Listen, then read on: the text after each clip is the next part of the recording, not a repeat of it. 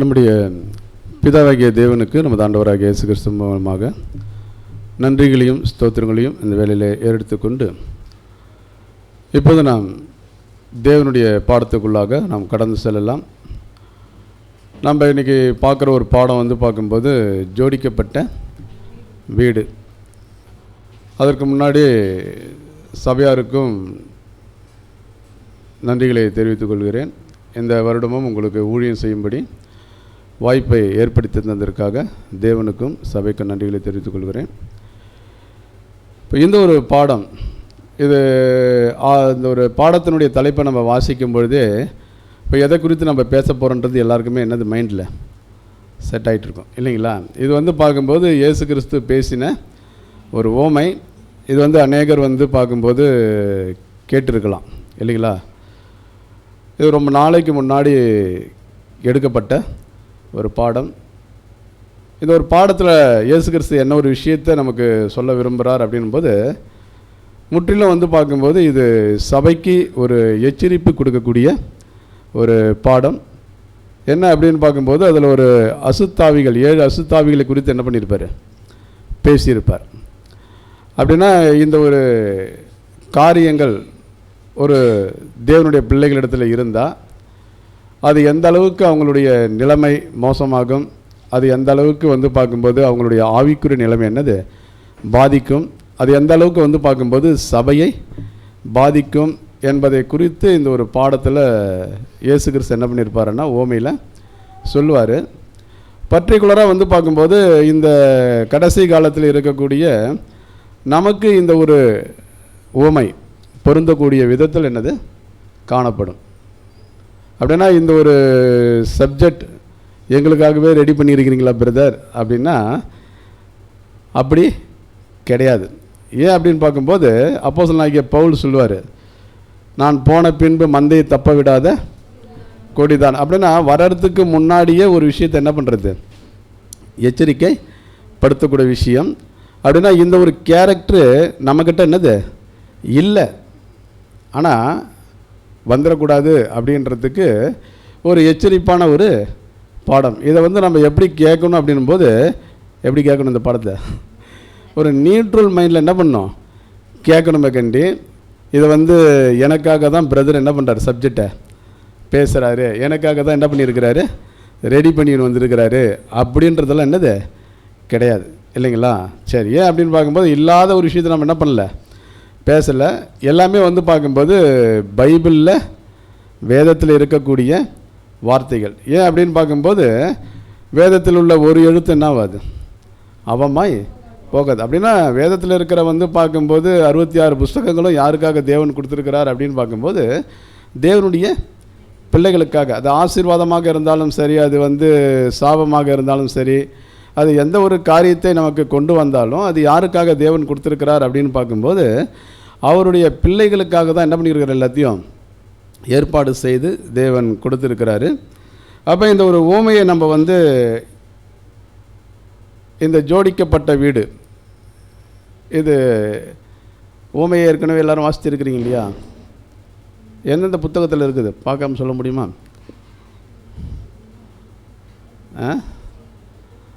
சரி, மத்தேயிலையும் இருக்குது, லூக்காலையும் இருக்குது. மத்தேயில் பார்க்கும்போது 12ஆம் அதிகாரத்தில் 43லேருந்து 45 வசனங்களில் நம்ம என்ன பண்ணலாம், இந்த வாசிக்கலாம். அதேமாரி பார்க்கும்போது லூக்காவில் பார்க்கும்போது 11ஆம் அதிகாரம் 24லேருந்து 26 வரைக்கும் என்னது இருக்குது. அப்படின்னா இந்த ஒரு ஓமை இயேசு கிறிஸ்து யாருக்காக பேசினார் அப்படின்றத பார்க்கும்போது நம்ம படிக்கலாம் பாருங்கள். ஒரு வசனம் மத்திய 12ஆம் அதிகாரம் 45 படி. மத்தேயு 12ஆம் அதிகாரம் 45ஆம் வசனம். திரும்பி போய் தன்னிலும் பொல்லாத வேறு 7 ஆவிகளை தன்னோடு கூட்டிக் கொண்டு வந்து உட்புகுந்து அங்கே குடியிருக்கும். அப்பொழுது அந்த மனுஷனுடைய முன்னிலைமையிலும் அவன் பின்னிலைமை அதிக கேடுள்ளதாயிருக்கும்.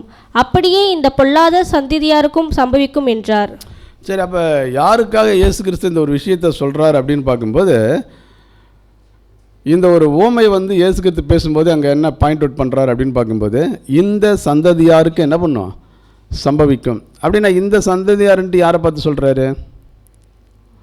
இந்த சந்ததியாருக்கு இப்படியே என்ன பண்ணுமா? அப்போ அவங்களுடைய முன்னிலைமை பின்னிலைமை காட்டில் எப்படி இருக்கும்? பின்னிலைமை முன்னிலைமை காட்டில் கெடுதலாக இருக்குமா? முன்னிலைமை ஆமாம் ரொம்ப எப்படி இருக்குமா? கேடா இருக்கும். அப்படின்னா அந்த ஒரு மனுஷன் யார் அப்படின்னு அங்கே பார்க்கும்போது இஸ்ரேல் ஜனம். அப்படின்னா இஸ்ரேல் ஜனங்கள் வந்து பார்க்கும்போது அவங்களுக்குள்ள 7 ஆவி இருந்ததா அப்படின்னும்போது 7 ஆவி கிடையாது. அது என்னது? ஒரு ஆவி தான். ஆனால் அது என்ன ஆயிடுச்சுன்னு பார்க்கும்போது 7 ஆவியாக என்ன ஆயிடுச்சு? ஏன்னா ஒரு ஆவிக்கு இடம் கொடுத்தோம்னா அது என்ன ஆகிடும்? ஆமாம், 7ன்றது வந்து பார்க்கும்போது குறிப்பிட்டபடி வந்து பார்க்கும்போது ஏதோ 7 பிசாசு அப்படின்றத நம்ம எடுத்துக்கூடாது. 7 என்பது எதை குறிக்கும் அப்படின்னு பார்க்கும்போது ஒரு முழுமை என்னது? ஏன்னா ஒரு விஷயத்துக்கு ஒரு தேவனுடைய பிள்ளைகள் இடம் கொடுத்தா அவங்க முழுவதுமாக பிசாசினுடைய கட்டுப்பாட்டுக்குள்ளே என்ன பண்ணுறாங்க? போயிடுவாங்க. அப்படின்றத தான் இயேசு கிறிஸ்து என்ன பண்ணுறாரு? சொல்கிறார் இல்லைங்களா? அப்படின்னா இஸ்ரேல் ஜனங்களுக்கு தேவன் என்ன பண்ணியிருக்கிறார் அப்படின்னு பார்க்கும்போது அவங்க வந்து ஏற்கனவே எப்படி இருந்தாங்க அப்படின்னு பார்க்கும்போது ஒரு எகிப்தில் எப்படி இருந்தாங்கன்னா ஒரு அடிமைத்தனத்தில் இருந்தாங்க. அடிமைத்தனத்தில் இருந்த அவங்கள என்ன பண்ணார் தேவன் அப்படின்னு பார்க்கும்போது அந்த விக்கிரக வழிபாட்டிலேருந்து என்ன பண்ணார்? வெளியில் கொண்டு வந்தார். வெளியில் கொண்டு வந்து அவங்கள ஜோடித்தார். எப்படிலாம் ஜோடித்தார்னு பார்க்கும்போது மோசையை கொண்டு என்ன பண்ணார்? நியாயப்பிரமாணங்கள் எல்லாத்தையும் என்ன பண்ணார்? கொடுத்தார். கட்டளை கற்பனைகள் எல்லாத்தையும் கொடுத்தாரு. ஆனாலும் அவங்க என்ன பண்ணல அப்படின்னு பார்க்கும்போது அவங்களுக்கு ஒரு உணர்வுள்ள இருதயம் என்னது? காணப்படலை. அப்படி இல்லாததுனால தான் அவங்களுக்கு என்ன ஆயிடுச்சு அப்படின்னு பார்க்கும்போது ஒரு கன நித்திரையின் ஆவி அவங்களுக்குள்ள என்னது இருந்ததுனால அவங்க எதையும் சரியாக என்ன பண்ணல?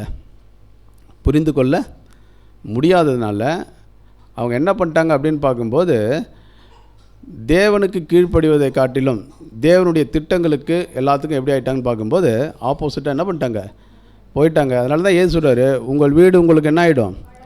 பாடதான். முன்னிலைமையிலும் பின்னிலைமை கேடுலாங்கன்னு நீங்கள் முதல்ல இருந்ததை காட்டிலும் ரொம்ப எப்படி ஆக போகிறீங்க? நீங்கள் மோசமான கண்டிஷனுக்கு என்ன பண்ண போகிறீங்க?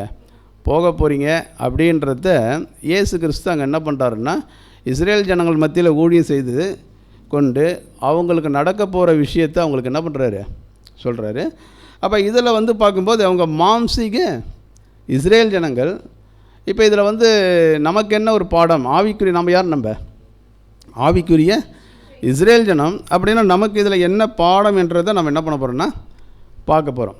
சரி, அப்படி பார்க்குறதுக்கு முன்னாடி இந்த ஒரு வசனத்தை ஊமையை பேசும்போது அதற்கு முன்னாடி இயேசு கிறிஸ்து ஒரு வசனத்தை என்ன பண்ணுறாருன்னா குறிப்பிடுறாரு. நம்ம படிக்கலாம் பாருங்கள். லூக்கா 11:23.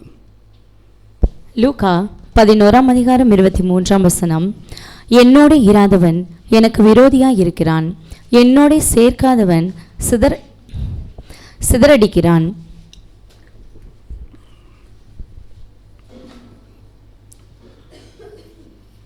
சரி, அப்போ இந்த ஒரு வசனத்தில் நம்ம என்ன படிக்கிறோம் அப்படின்னு பார்க்கும்போது என்னோடு இராதவன் எனக்கு விரோதியாக இருக்கிறான். அடுத்து என்ன சொல்கிறாரு? என்னோடு சேர்க்காதவன் சிதறடிக்கிறான்.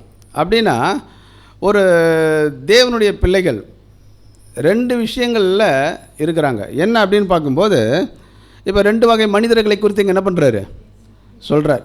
என்ன அப்படின்னு பார்க்கும்போது என்னோடு இருக்கக்கூடியவன்.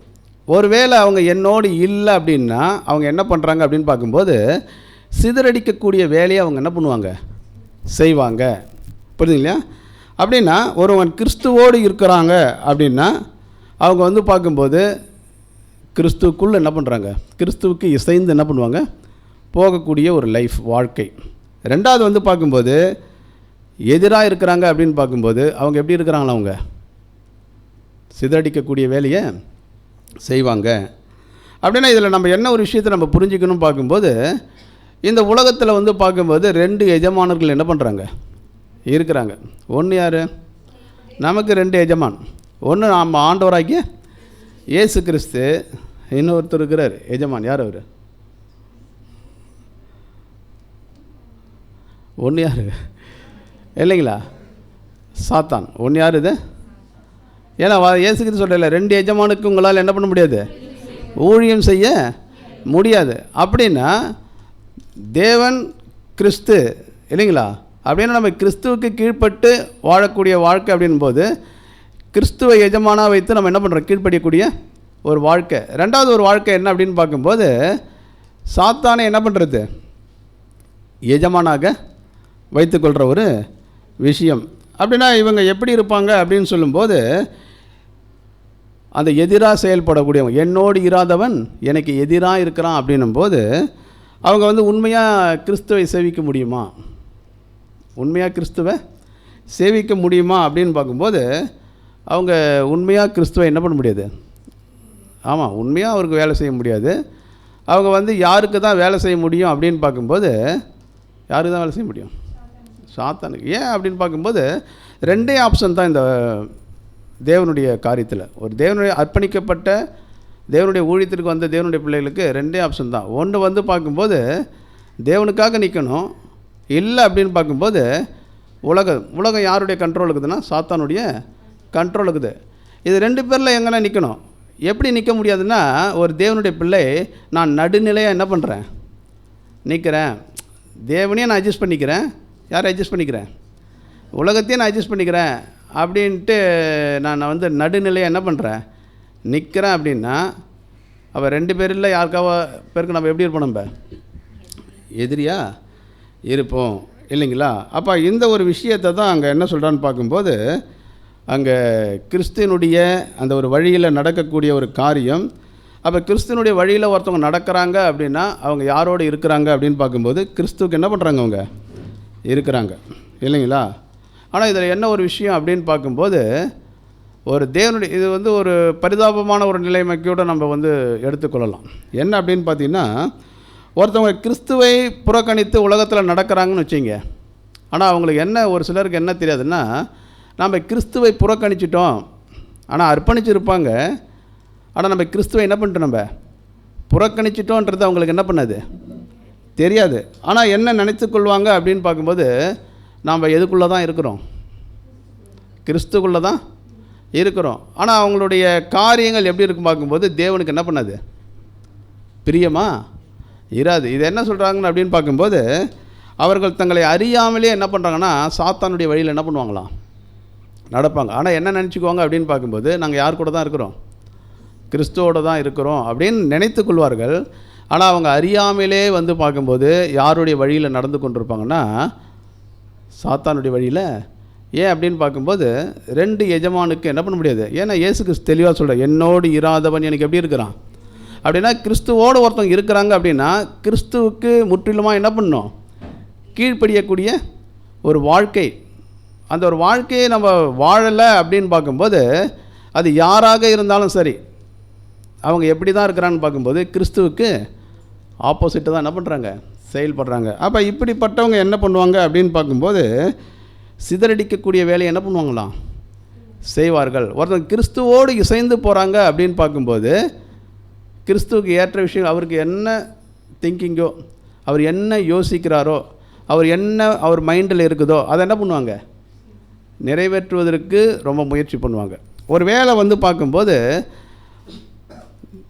அந்த ஒரு மைண்டில் இல்லை, கிறிஸ்துவின் சிந்தையில் ஒருத்தவங்க இல்லை அப்படின் போது அவங்க செய்யக்கூடிய ஒரு வேலையை யார்? இயேசு கிறிஸ்து சொல்கிறாரு, சிதறடிக்கக்கூடிய வேலையை என்ன பண்ணுவாங்களாம்? செய்வாங்க. அப்படின்னா இவங்க செய்யக்கூடிய ஒரு காரியம் என்ன அப்படின்னு பார்க்கும்போது தேவனிடத்திலிருந்து என்னது? பிரிக்கக்கூடிய ஒரு வேலை இல்லைங்களா? அப்போ இயேசு கிறிஸ்துவே என்ன சொல்கிறாருன்னா தேவனுடைய பிள்ளைகளுக்குள்ளே என்ன இருக்கக்கூடாது அப்படின்னு பார்க்கும்போது பிரிவினை என்ன பண்ணக்கூடாது? ஒரு ப்ரேயரே கற்றுக் கொடுக்குறாரு இல்லையா? நாம் ஒன்றாய் இருப்பது போல் இவர்களும் நம்மில் எப்படி இருக்கணும்? ஒன்றாய் இருக்கணும். அப்படின்னா கிறிஸ்துவோடு ஒருத்தவங்க இணைந்து செயல்பட முடியல அப்படின்னா அவங்களுடைய கேரக்டர் எப்படிலாம் இருக்கும் அப்படின்னு பார்க்கும்போது அந்த பிரிவினை என்னது? சிதறடிக்கக்கூடிய ஒரு வேலையை அவங்க என்ன பண்ணுவாங்க? செய்கிறாரு. சரி, இப்போ இதுதான் என்ன அப்படின்னு பார்க்கும்போது என்னோடு இராதவன் எனக்கு எப்படி இருக்கிறான்? விரோதியாக இருக்கிறான் இல்லைங்களா?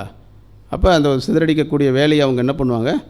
செய்வாங்க. அப்படின்னா இந்த ஊமை யாருக்காக பேசினார்னு பார்க்கும்போது யாருக்காக பேசினான்னு பார்த்தோம்? இஸ்ரேல் ஜனங்களுக்காக பேசினார். அப்படின்னா அவங்க யார் அப்படின்னு பார்க்கும்போது மாம்சீக இஸ்ரேல் ஜனங்கள். அப்படின்னா இது யாருக்காக மெயினாக சொல்லப்பட்ட ஒரு காரியம் என்றதை நம்ம புரிஞ்சுக்கணும்னு பார்க்கும்போது ஆவிக்குரிய இஸ்ரேலர்கள் அப்படின்னா தேவனுடைய பிள்ளைகளுக்கு இந்த ஒரு ஓமை ரொம்ப ரொம்ப என்னது முக்கியம். ஓகேங்களா? சரி, இப்போ நான் என்ன ஒரு காரியம்னு பார்க்கும்போது அசுத்தாவி நம்ம படிக்கலாம் பாருங்கள். லூக்கா 11ஆம் அதிகாரம் 24வது வசனம். லூக்கா 11ஆம் அதிகாரம் 24ஆம் வசனம். அசுத்த ஆவி ஒரு மனுஷனை விட்டு புறப்படும் போது வறண்ட இடங்களில் அலைந்து இளைப்பாறுதல் தேடியும் கண்டடையாமல் நான் விட்டு வந்த என் வீட்டுக்கு திரும்பி போவேன் என்று சொல்லி. சரி சிஸ்டர், போதும். இப்போ அசுத்தாவி அது வந்து பார்க்கும்போது ஃபஸ்ட்டு சொல்லும்போது என்ன பண்ணுறேன்னா ஒருமையில் தான் என்ன பண்ணுறாரு சொல்கிறார். அசுத்தாவி என்பது என்னென்னா ஒன்று. இந்த ஒரு அசுத்தாவி தான் எத்தனை ஆவியாக மாறுதுனாங்கன்னு சொல்கிறாருன்னா 7 ஆவியாக அங்கே மாறுது அப்படின்றது அங்கே சொல்கிறாரு. அப்படின்னா இஸ்ரேல் ஜனங்களுக்குள்ளே இருந்த அந்த அசுத்தாவி என்ன இல்லைங்களா? அப்படின்னா அதே விஷயம் வந்து இப்போ யாருக்குள்ளேயும் இருக்க வாய்ப்பு இருக்குதுன்னா தேவனுடைய ஆவிக்குரிய இஸ்ரேல் ஜனங்கள் மத்தியில் அந்த ஆவி என்ன பண்ணும், செயல்படும். ஓகேங்களா? சரி, அப்படின்னா அவங்கக்கிட்ட இருந்த அந்த ஒரு அசுத்தாவி என்ன அப்படின்னு பார்க்கும்போது ஏசாயா 29:10 நம்ம படிக்கலாம் பாருங்கள்.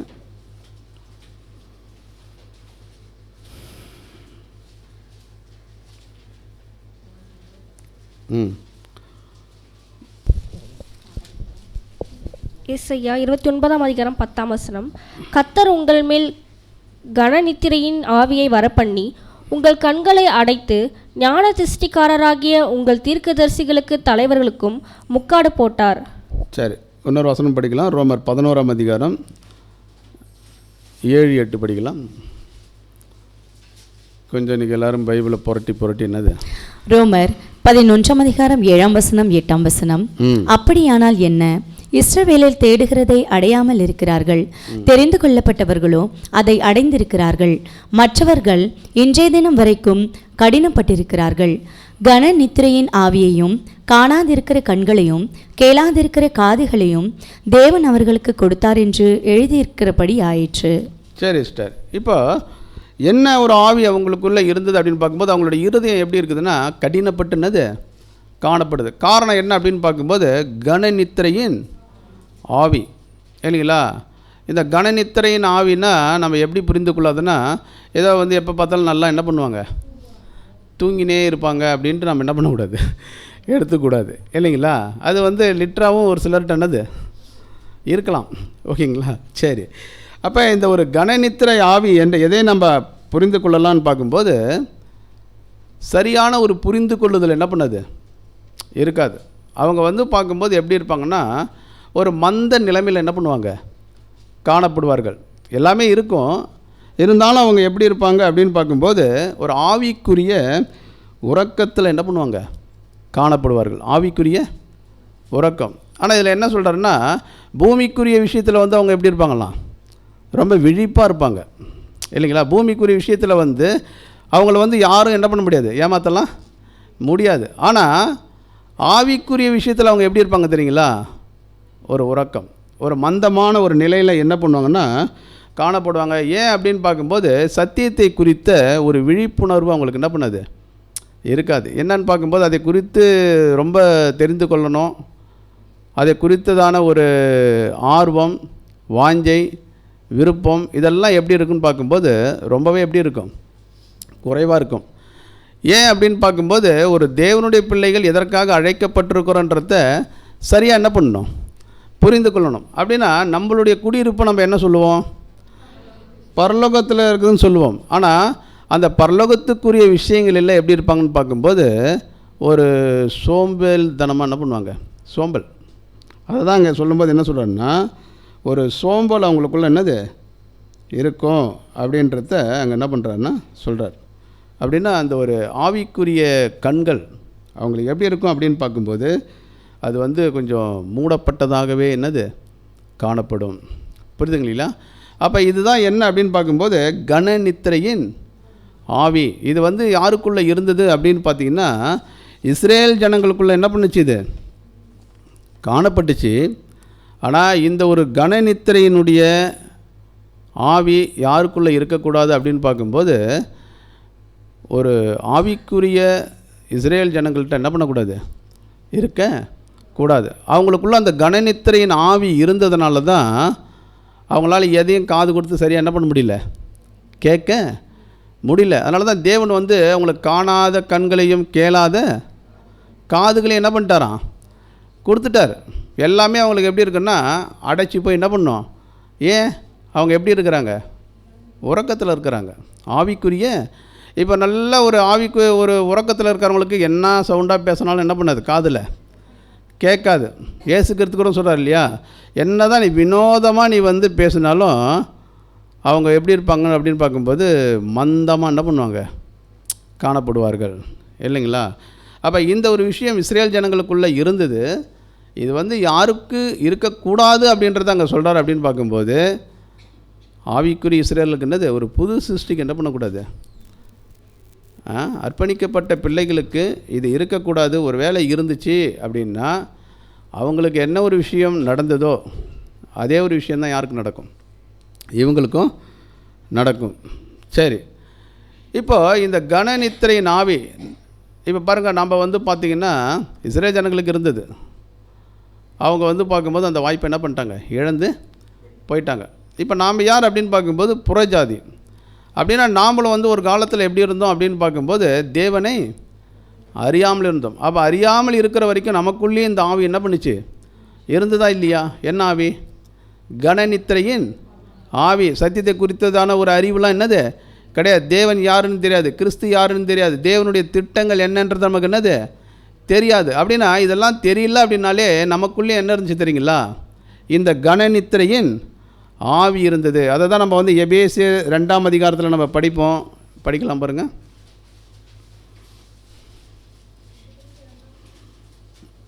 ரெண்டாம் வசனம் படிக்கலாம். எபேசியர் 2ஆம் அதிகாரம் 2ஆம் வசனம்.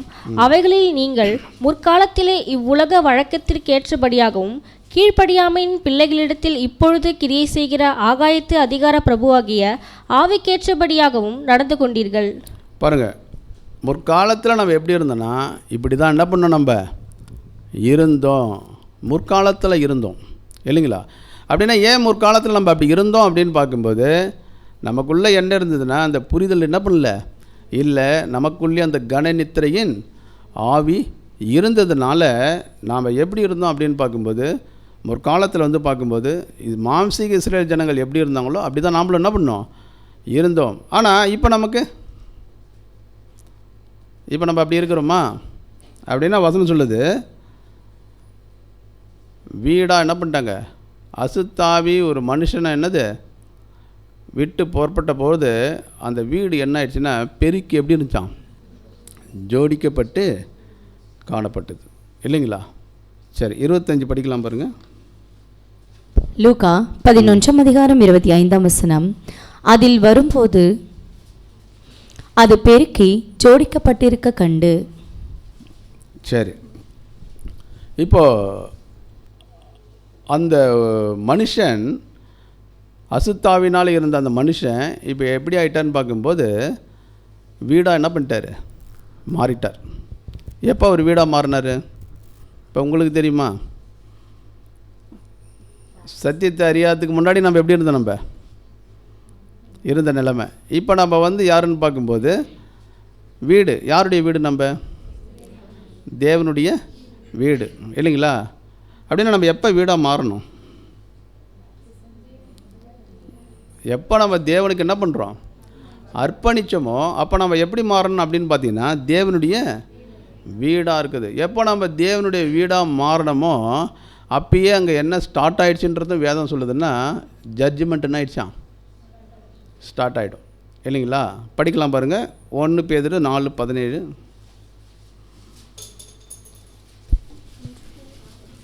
1 பேதுரு 4ஆம் அதிகாரம் 17ஆம் வசனம். நியாயத்தீர்ப்பு தேவனுடைய வீட்டிலே துவக்குங்காலமாய் இருக்கிறது.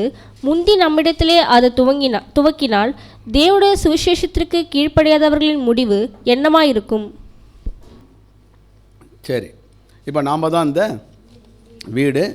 என்றைக்கு நம்ம வந்து தேவனுக்கு அர்ப்பணித்தோமோ அன்றைக்கே நமக்கு என்ன ஸ்டார்ட் ஆகுது அப்படின்றத பைபிள் வசனம் சொல்லுதுன்னா நமக்கு என்னது நியாயத்தீர்ப்பு ஸ்டார்ட் ஆகுது. அப்போ தான் நம்ம தேவனுடைய வீடுன்றதுக்கு இன்னொரு வசனம் கூட நம்ம படிக்கலாம் பாருங்கள். எபேசியர் 2:19 படிக்கலாம். எபேசியர் 2ஆம் அதிகாரம் 19ஆம் வசனம்.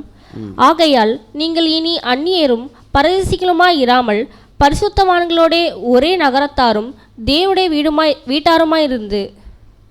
பாருங்க, தேவனுடைய அப்படின்னா இனிமேட்டு நம்ம யாருக்கு கிடையாது அப்படின்னு பார்க்கும்போது அந்நியரும் பரதேசிகளுமாக இராமல் நம்ம யார் அப்படின்னு பார்க்கும்போது நீங்கள் கிறிஸ்துவனுடைய காணியாட்சிக்கு புறமானவர்கள்லாம் என்னது கிடையாது. தேவனுடைய வாக்கு தத்தங்களுக்கு நீங்கள் யார் கிடையாது, நீங்கள் அந்நியர்கள்லாம் கிடையாது. இப்போ அதுக்கு எல்லாத்துக்கும் தேவன் என்ன பண்ணியிருக்கிறாருன்னா நம்மளை சுதந்திரவாளியாக என்ன பண்ணியிருக்கிறாரு, தெரிந்து கொண்டிருக்கிறாரு. அப்போ நம்ம யார் அப்படின்னு பார்க்கும்போது அந்நியரும் பரதேசிலாம் கிடையாது, தேவனுடைய வீட்டார் இல்லைங்களா. அப்போ அந்த தேவனுடைய வீட்டார் அப்படின்ற ஒரு அந்தஸ்தை தேவன் நமக்கு என்ன பண்ணியிருக்கிறாரு, கொடுத்துருக்கிறாரு.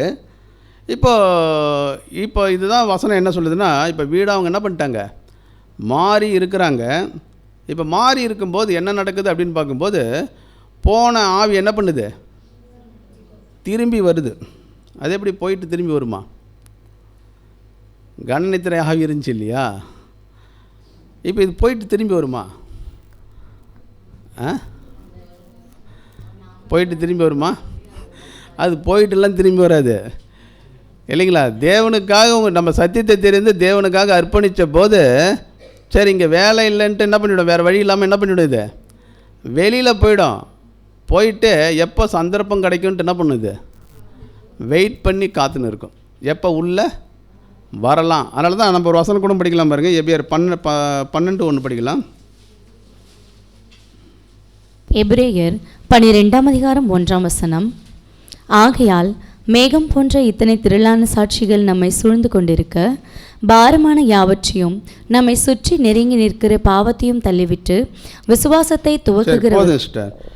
இப்போ பாருங்க, மேகம் போன்ற இத்தனை திரளான சாட்சிகள் நம்மை சூழ்ந்து இருக்க பாவமான பாருங்கள் நம்மை என்னது நெருங்கி நிற்கிற அப்படின்னா பாவங்களை, அந்த பாவங்கள் என்ன பண்ணுன்னு பார்க்கும்போது அந்த ஆவி நம்மளை என்ன பண்ணு தெரியுங்களா, சுற்றின்னு தான் இருக்கும்.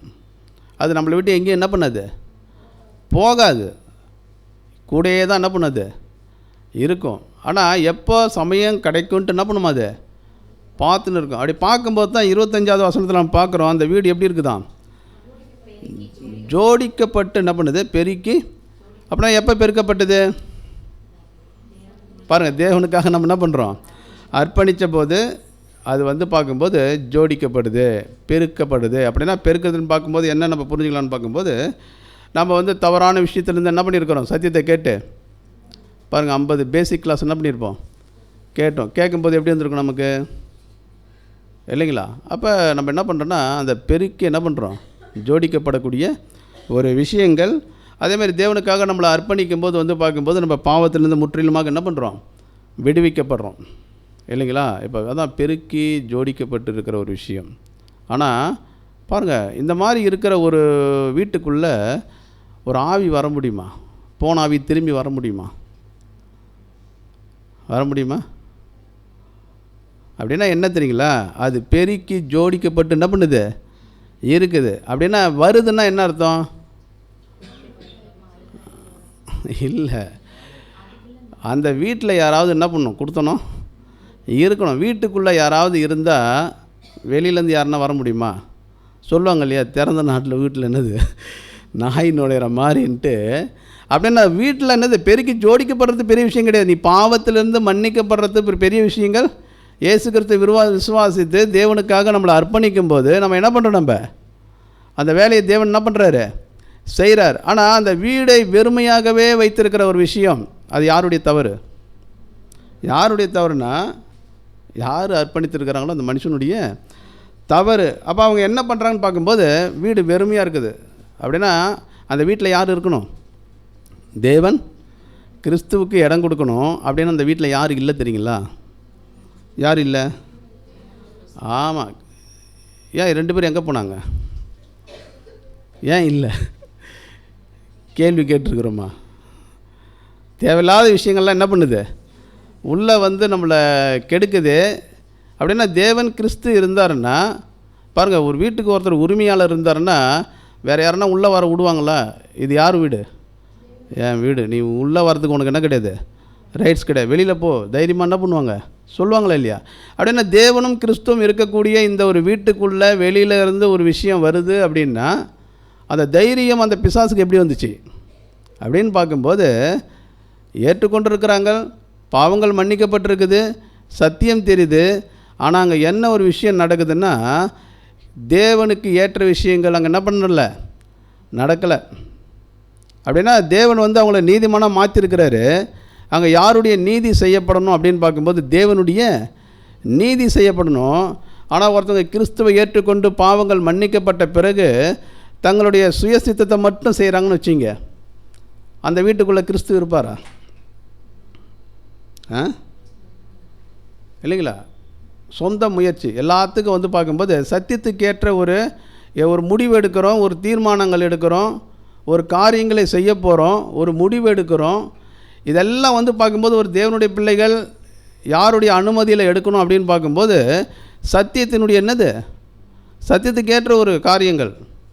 நம்ம அதை பண்ணாமல் நம்மளுடைய மனசும் மாம்சமும் விரும்பின மனித முயற்சி, இல்லைங்களா, மனித முயற்சியில் எல்லாத்தையும் பண்ணிட்டு இருக்கிறோம். சொந்த யோசனை, சொந்த புத்தி, இதெல்லாம் நம்ம செயல்படுத்துகிறோம் அப்படின்னா அந்த வீட்டில் தேவன் கிறிஸ்து இருக்க முடியுமா? அந்த வீட்டில் யாரும் இருக்க முடியாதுன்னா இருக்க தன்னம்பிக்கை. ஒரு தேவனுடைய பிள்ளைகளுக்கு என்ன இருக்கக்கூடாதுன்னு பார்க்கும்போது தன்னம்பிக்கை. தன்னம்பிக்கைனா என்ன? தன்னுடைய பலத்தினால் எல்லாத்தையும் என்ன பண்ண முடியும், செய்ய முடியும், இல்லைங்களா? அப்படின்னா யாருடைய பலத்தில் இவங்க நிற்கல தெரியுங்களா? அதை தான் அந்த ஆவி பார்க்குது. இப்போ வீடு எப்படி இருக்குது, நல்லா இருக்குது, ஆனால் காலியாக இருக்குது. வீடு அழகாக இருக்குது. நம்ம கூட பாருங்கள், ஒரு வீட்டை போய் பார்க்குறோம், வீட்டுக்குள்ளே யாரும் இல்லை, ஆனால் காலின்னு வெளியில் என்னது போர்டு போட்டு வச்சுருந்தாங்கன்னா என்ன பண்ணுவோம் நம்ம? பாருங்கள், வேறு யாருன்னா வரத்துக்குள்ளே நம்ம என்ன பண்ணிடணும், பாருங்கள் வீடு நல்லா சீக்கிரம் என்ன பண்ணிடணும், முடிச்சிடணும், போகிறோமா இல்லையா? அதே தான் என்ன ஆயிடுச்சுன்னா இந்த ஆவி என்ன பண்ணுது, செய்யுங்க, ஓகேங்களா? அப்படின்னா என்ன ஒரு விஷயத்தை இங்கே சகோதரர் கோட் பண்ணுறாரு அப்படின்னு பார்க்கும்போது, ஒரு தேவனுடைய பிள்ளைகளுக்கு வெளிப்படையான சுத்தம் என்னது, வெளிப்படையாக சுத்தமாக இருக்கணும். அது மட்டும் என்ன பண்ணுது, போதாது. அப்போ எது தான் அப்படின்னு பார்க்கும்போது உள்ளான சுத்தம், இல்லைங்களா?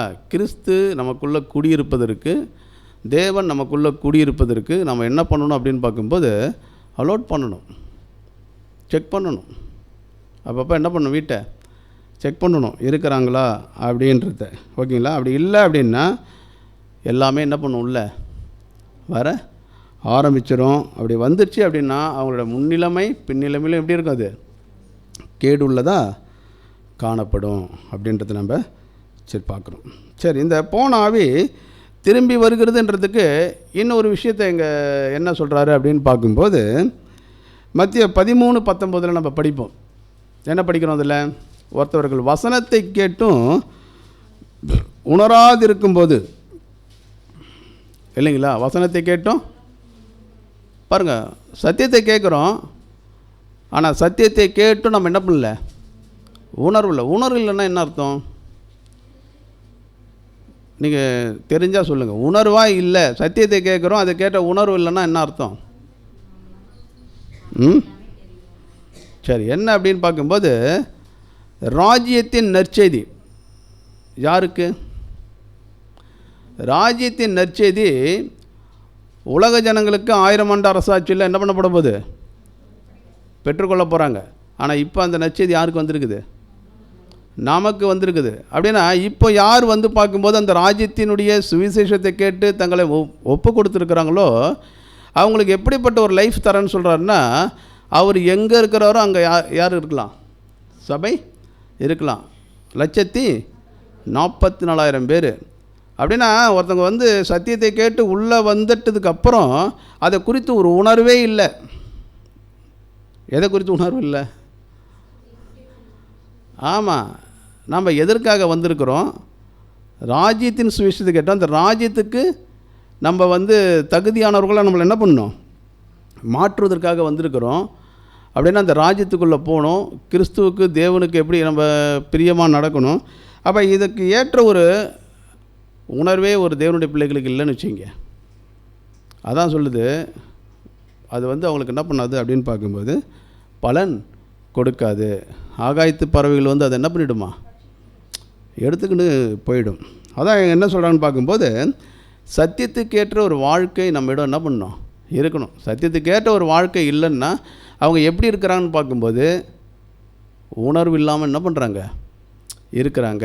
அந்த ராஜ்யத்தை குறித்து நம்ம அர்ப்பணிச்சிருக்கிறோமா அப்படின்றது எப்போ ஞாபகம் வரும்னா, அடுத்த சண்டே இல்லைங்களா, யாராவது ஒருத்தவங்க வந்து ரொம்ப என்னது கடுமையாக பேசும்போது தான் என்னது தேவனுடைய வார்த்தையை கேட்கும்போது தான் நம்ம என்ன பண்ணியிருக்கிறோம், அர்ப்பணிச்சிருக்கிறோம் பொழுது இல்லைங்களா, அந்த ஒரு எண்ணங்கள் இல்லைங்களா. அதேமாரி வந்து பார்க்கும்போது இந்த ஒரு போன ஆவி திரும்பி வருது அப்படின்னா இன்னொரு காரியம் என்ன அப்படின்னு பார்க்கும்போது, சத்தியத்துக்கேற்ற வாழ்க்கை இல்லை அப்படின்னா அந்த ஆவி என்ன பண்ணிவிடும், வந்துடும். ரெண்டாவது என்ன அப்படின்னு பார்க்கும்போது, ஒருத்தவங்க பலவீனமாக இருக்கிறாங்கன்னு வச்சுங்க,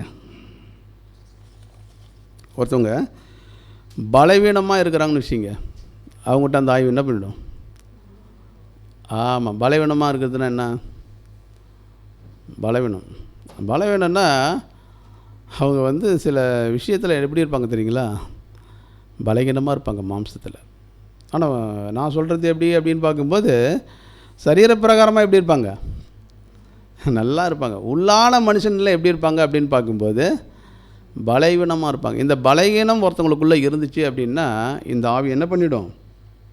அப்படித்தானே என்ன விஷயம்னா, உள்ளே வரத்துக்கு ஒரு தேவனுடைய பிள்ளைகள் என்ன பண்ணக்கூடாது அப்படின்னு பார்க்கும்போது அலோட் பண்ண கூடாது.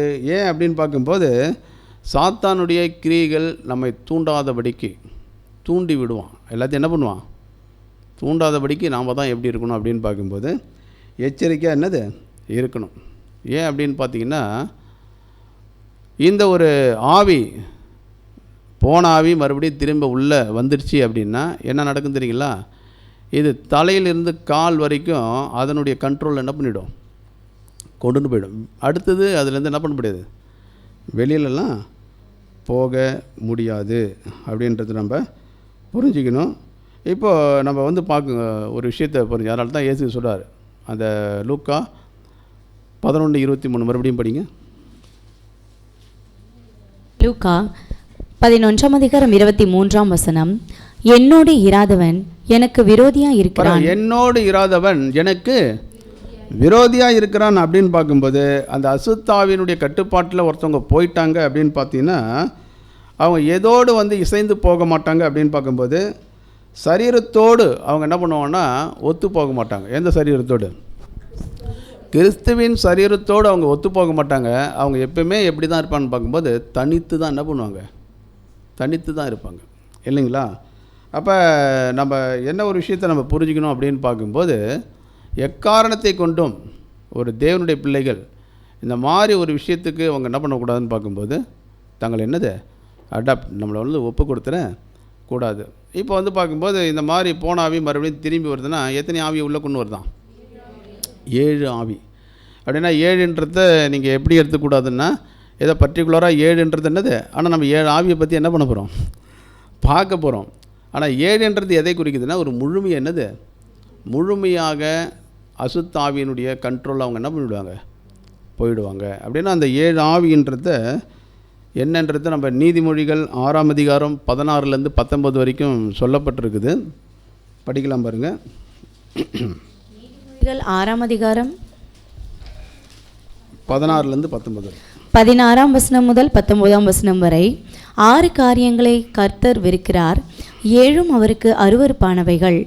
அவையாவன மேட்டிமையான கண், பொய் நாவு, குற்றமற்றவர்களுடைய இரத்தம் சிந்தும் கை, துராலோசனையை பிணைக்கும் இருதயம், தீங்கு செய்வதற்கு விரைந்தோடும் கால், அபத்தம் பேசும் பொய் சாட்சி, சகோதரருக்குள்ளே விரோதத்தை உண்டு பண்ணுதல் ஆகிய இவைகளே. சரி, என்ன அப்படின்னு பார்த்தீங்கன்னா, இந்த ஒரு ஆவி ஒரு தேவனுடைய பிள்ளைகளுக்கு வந்துருச்சுன்னு வச்சுங்க. தேவனுடைய பிள்ளைகள்லாம் குறிப்பாக சபைக்குள்ளே வந்துருச்சு அப்படின்னா இது சபையே என்ன ஆகிடுக்கும் தெரியுங்களா, சிதைச்சிரும். ஒன்றும் இல்லாமல் என்னது மாற்றிடும். ஏன்னா தேவனுடைய பிள்ளைகள் எதற்காக அழைக்கப்பட்டிருக்கிறோம் அப்படின்னு பார்க்கும்போது தேவனுடைய வேலையை செய்வதற்காக தான் என்ன பண்ணப்பட்டிருக்கிறோம், அழைக்கப்பட்டிருக்கிறோம். ஒரு வேலை வந்து பார்க்கும்போது இந்த மாதிரி ஒரு கேரக்டர் ஒரு தேவனுடைய பிள்ளைகளுக்குள்ளே இருந்துச்சுன்னா அது என்ன ஆகிடும்னு பார்க்கும்போது சபையை என்ன பண்ணிவிடாது, சிதைத்து விடும். அப்படின்னா இப்படிப்பட்ட ஒரு கேரக்டர் ஒரு தேவனுடைய பிள்ளைகளுக்குள்ளே என்ன பண்ணக்கூடாது, இருக்கக்கூடாது. அப்போ அதில் தான் என்ன ஃபஸ்ட்டு சொல்கிறாரு அப்படின்னு பார்க்கும்போது மேட்டிமையான கண். அப்படின்னா ஃபஸ்ட்டு வந்து பார்க்கும்போது ஒரு தேவனுடைய பிள்ளைகளுக்கு அர்ப்பணித்த தேவனுடைய பிள்ளைகளுக்கு என்ன இருக்கக்கூடாது அப்படின்னு பார்த்தீங்கன்னா மேட்டிமையான கண். மேட்டிமையான கண்ணுன்னா என்னது தெரியும் இல்லைங்களா? ஆமாம். இது வந்து பார்த்திங்கன்னா உலகத்தில் இருக்கிறாங்க. உலகத்தில் எப்படி இருப்பாங்க அப்படின்னு பார்க்கும்போது அவங்க என்ன நினைப்பாங்க, மற்றவங்களாம் கீழே, நம்ம தான் என்னது மேலே, நாம் தான் எப்போயுமே எப்படி இருக்கணும். இந்த மேட்டிமையாக இருக்கிறவங்க உலகத்தில் எப்படி இருப்பாங்கன்னா எப்போயுமே மற்றவங்களுக்கு மேலே தான் நம்ம என்ன பண்ணணும், இருக்கணும் அப்படின்ற ஒரு எண்ணம் இருக்கும். அதேமாரி அவங்களுக்குள்ள என்ன ஒரு எண்ணம் இருக்குன்னு பார்க்கும்போது என்னை விட்டால் என்னது ஆளே இல்லை.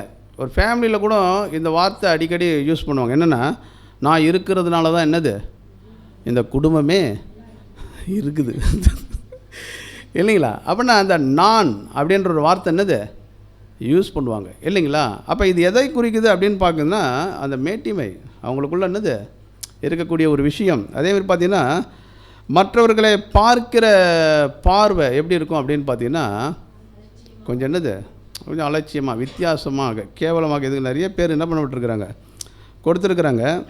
அதேமாதிரி பார்த்திங்கன்னா இவங்க எதை அதிகமாக எதிர்பார்ப்பாங்க அப்படின்னு பார்க்கும்போது மற்றவங்க நம்மளை என்ன பண்ணணும், மதிக்கணும், நம்மளை வந்து என்ன பண்ணணும், கனம் பண்ணணும். இதெல்லாம் வந்து பார்க்கும்போது இருக்கும். அதேமாரி இந்த உலகத்தில் இருக்கிறவங்களுக்கு இன்னொரு விஷயம் தெரியாது. இந்த மேட்டிமை இருக்கிறவங்களுக்கு பர்டிகுலராக உலகத்தில் வந்து பார்க்கும்போது இது சாதாரணமாகவே அவங்களுக்குள்ள என்னது காணப்படும். என்ன அப்படின்னா அவர்கள் குற்றங்கள் அவங்களுக்கு என்ன பண்ணாது தெரியாது. மற்றவங்கள என்ன பண்ணுவாங்கன்னா சரிப்படுத்துவாங்க, நியாயம் பேசுவாங்க, எல்லாமே பண்ணுவாங்களே கண்டி. ஆனால் அவங்களுடைய குற்றங்கள் என்னன்றது அவங்களுக்கு என்னது தெரியாது. ஆனால் அவங்க பார்வையில் அவங்க எப்படி நினச்சிக்குவாங்க அப்படின்னு பார்த்தீங்கன்னா அவங்க பார்வையில் அவங்க தாழ்மையாக என்னது இருக்கிறதா நினைப்பாங்க. ஆனால் மற்றவங்களுக்கு தான் என்னது அவங்களுடைய காரியங்கள் தெரியும். அப்படின்னா இது எல்லாமே என்ன அப்படின்னு பார்க்கும்போது அந்த ஒரு மேட்டிமையான என்னது கண், அந்த பெருமைக்கு இதெல்லாம் ஒரு பார்த்திங்கன்னா அடையாளமாக இருக்குது. அப்படின்னா தேவனுடைய பிள்ளைகளுக்கு ஆவிக்குரியவர்களுக்கு இந்த பெருமை இருக்குமா, ஆவிக்குரியவங்களுக்கு இந்த மேட்டிமை இருக்குமா, இருக்குமா, இருக்கும். ஆவிக்குரிய பெருமை என்னது இருக்கும். எந்தெந்த விதத்தில் இருக்கும் அப்படின்னா ஒரு வசனம் படிக்கலாம் பாருங்க. நீதிமொழிகள் 16:5.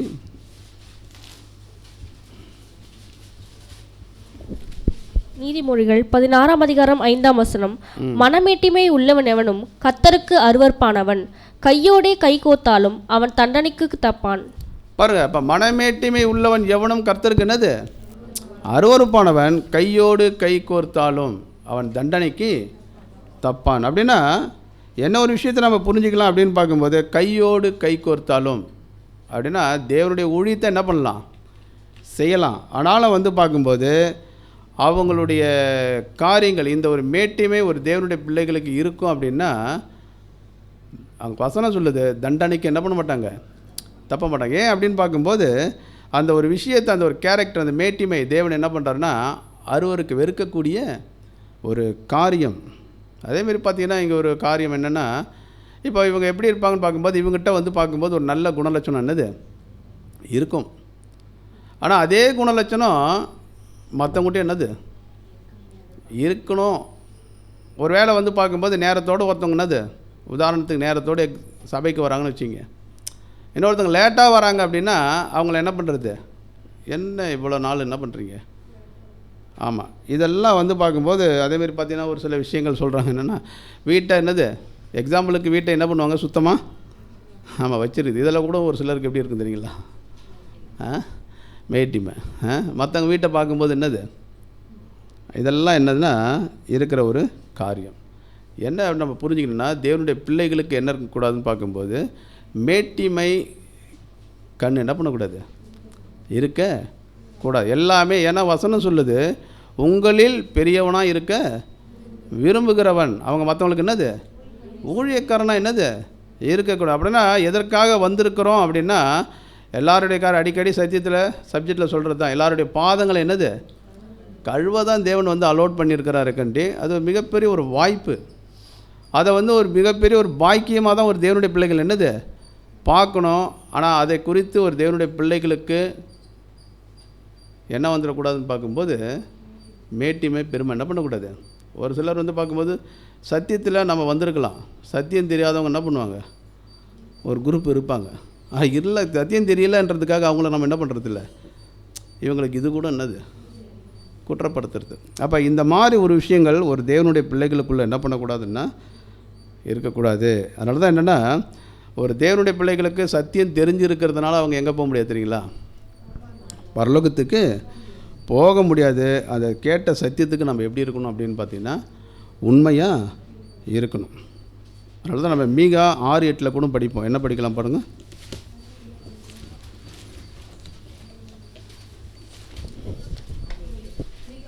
மீகா 6:8 மனுஷனே, நன்மை இன்னதென்று அவர் உனக்கு அறிவித்திருக்கிறார். நியாயம் செய்து இரக்கத்தை சிநேகித்து உன் தேவனுக்கு முன்பாக மனத்தாழ்மையை நடப்பதை அல்லாமல் வேறு எண்ணத்தை கர்த்தர் உன்னிடத்தில் கேட்கிறார். சரி, அப்போ தேவன் நம்ம இடத்துல நிறைய கொடுத்துருக்கலாம், நிறைய என்ன பண்ணியிருப்பார் கொடுத்துருக்கலாம். ஆனால் தேவன் நம்மகிட்ட எதிர்பார்க்குற ஒரு விஷயம் என்ன அப்படின்னு பார்க்கும்போது மன தாழ்மை. அப்போ எல்லாத்தையும் நம்ம தேவனிடத்தில் பெற்றிருந்தோம். அப்போ தேவன் வந்து பார்க்கும்போது இருதயத்தை பார்க்குறாரு. நமக்குள்ளே வந்து பார்க்கும்போது அப்படிப்பட்ட ஒரு காரியங்கள், தேவன் வெறுக்கிற அந்த ஒரு மேட்டிமையான சிந்தை நமக்குள்ளே இருக்கும் அப்படின்னா, தேவன் அதை என்ன பண்ணுறாரு அப்படின்னு பார்க்கும்போது அருவருப்பாக என்ன பண்ணுறாரு பார்ப்பார் அப்படின்றத நம்ம பார்க்குறோம். சரி, ரெண்டாவது என்ன அப்படின்னு பார்த்தீங்கன்னா பொய் நாவு. ஒருத்தவங்களுக்குள்ளே அந்த மேட்டிமை சிந்தை இருக்குது, ஒரு ஆவி உள்ள என்னது வந்துடுறதுனாலே அது அடுத்தது எதை வழி நடத்தும் அப்படின்னு பார்க்கும்போது, அடுத்த ஆவிலாம் தானாக உள்ளே வராது, வரும்போது என்னது எல்லாமே கூட்டின் மொத்தமாக தான் இல்லைங்களா வரும். பொய் நாவு அப்படின்னா என்ன அர்த்தம் அப்படின்னு பார்க்கும்போது, இந்த மேட்டிமை வந்துடுறதுனாலே ஒரு விஷயத்தை அவங்க என்ன பண்ணுறாங்க மறந்துடுவாங்களாம். ஒரு விஷயத்தை மறந்துடுவாங்க. எதை மறந்துடுவாங்க, எதை மறப்பாங்க? ஒருத்தவங்களுக்குள்ள மேட்டிமை இருக்குதுனாலே அவங்க எதை மறந்துடுவாங்கன்னா, தேவனோடு செய்த அந்த பொருத்தனை என்ன பண்ணுறாங்களா மறந்துடுவாங்க. அப்போ எதற்காக வந்திருக்கிறாங்க, பொருத்தனை என்ன பண்ணியிருக்கிறோம், ஞாபகம் இருக்குதா நமக்கு என்ன பொருத்தனை? சரி, நம்ம பொருத்தனை பண்ணும்போது என்ன பண்ணியிருக்கிறோம் சொல்லியிருக்கிறோம் இல்லையா, என்ன சொல்லியிருக்கிறோம்? ஆமாம், உம்முடைய திட்டத்தில் எனக்குள்ள பங்கை நான் நிறைவேற்றுவேன். ஞாபகம் இருக்குதா? சரி, அந்த பங்கு என்ன, நமக்கு என்ன பங்கு இருக்குது? சரி, என்னடா இந்த மேட்டிமையான கண் வந்துட்டனாலே செய்த பொருத்தனை என்ன பண்ணுவாங்க, தேவனோடு அவங்க பண்ணி கொடுத்த அந்த ஒரு உடன்படிக்கை அவங்க என்ன பண்ணுவாங்க மறந்து விடுவார்கள். அப்படின்னா தேவனுடைய விருப்பம் என்னன்னு பார்க்கும்போது, உம்முடைய சித்தம் தான் ஆண்டவரே, உம்முடைய விருப்பம் கிறிஸ்துவனுடைய சாயலாக என்ன பண்ணணும் மாறணும், அதுக்காக தான் வந்திருக்கிறோம். அப்படின்னா இந்த ஒரு விஷயம் வந்துடுதுன்னா அடுத்தது கிறிஸ்துவனுடைய சாயலாக மாற முடியுமா? மாறலாம். அப்படின்னா ஒவ்வொரு விஷயத்துக்கும் அது என்ன பண்ணணும்னு பார்க்கும்போது ஆப்போசிட்டாக நம்மளை என்ன பண்ணுறோம் கொண்டுன்னு வந்துடும். அதை தான் அங்கே சொல்லும்போது ஒரு வசனம் படிக்கலாம் பாருங்கள். பிரசங்க 5:4 நம்மளுக்கு தெரிஞ்ச வசனம் தான்.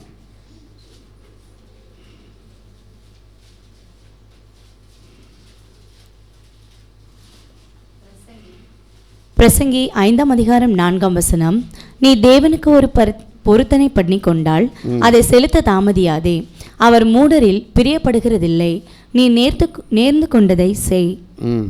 சரி, 1 யோவான் 2:4 படிங்க.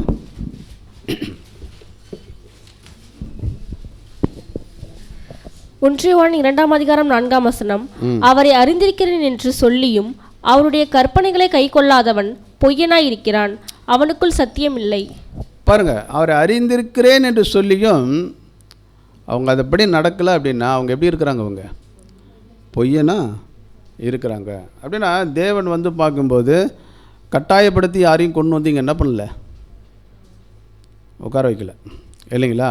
அப்படின்னா நம்மலாம் எப்படி வந்திருக்கிறோம்? ஒரு தேவனுடைய பிள்ளைகள் ஒவ்வொரு கோதுமை மணியும் இங்கே எப்படி தான் வந்திருக்கிறோம் அப்படின்னு பார்த்தீங்கன்னா, ஒவ்வொருத்தவங்களும் தேவனுடைய பார்வையில் எப்படிப்பட்டவங்க?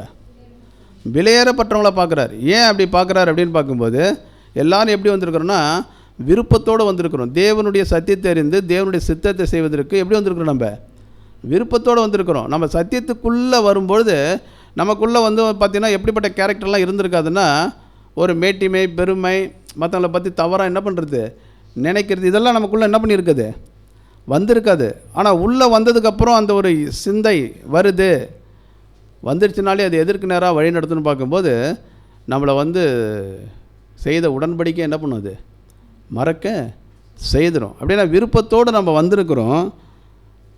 எதற்காக வந்திருக்கிறோன்னு பார்க்கும்போது தேவனுடைய கிறிஸ்துவனுடைய சாயலாக என்ன பண்ணியிருக்கிறோம், மாறுவதற்காக வந்திருக்கிறோம் இல்லைங்களா? அப்படின்னா அந்த ஒரு விஷயத்தையே அது என்ன பண்ணிவிடும் பார்க்கும்போது மறக்க செய்திடும். ஏன் அப்படின்னு பார்க்கும்போது நம்ம தேவனுடைய ராஜ்யத்திற்கு நம்ம தகுதியாகணும் அப்படின்னா அதற்குரிய தகுதி என்ன பண்ணணும், நம்ம நிரூபிக்கணும். தகுதி இல்லாதவர்களை தேவன் என்ன பண்ண மாட்டார்னு பார்க்கும்போது ஏற்றுக்கொள்ள மாட்டார், அவங்க ரிஜெக்ட் பண்ணுவார். அதனால தான் அதுக்கான ஒரு குவாலிஃபிகேஷன் என்னது வச்சிருக்கிறார், தகுதி நிரூபிக்கணும். என்ன தகுதி?